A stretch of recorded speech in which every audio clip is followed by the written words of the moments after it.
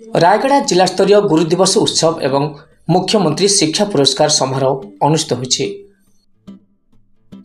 रायगढ़ जिला स्तरीय गुरु दिवस एवं मुख्यमंत्री शिक्षा पुरस्कार समारोह सरकारी उच्च विद्यालय परिसर में पालित होइछि। जिलापाल श्रीयुक्त आशुतोष कुलकर्णी योगदान दे श्री जगन्नाथ एवं सर्वपल्ली राधाकृष्ण फोटोचित्र में माल्यार्पण एवं प्रदीप प्रज्वलन पूर्वक कार्यक्रम आरंभ करथिले।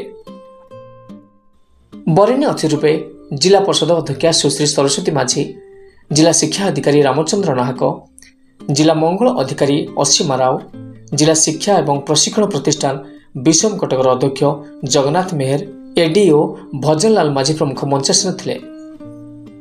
रायगढ़ भली अनुन्नत जिले में शिक्षार गुणात्मक विकास आवश्यकता रही।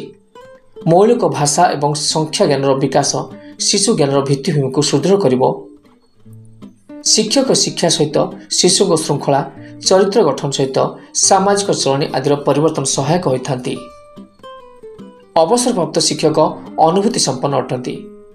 जिले में अधारू पाठ छाड़ुथिबा पिलांकु मुख्य स्रोत को आनिबारे सेमानकर सहयोग कामना करछंती।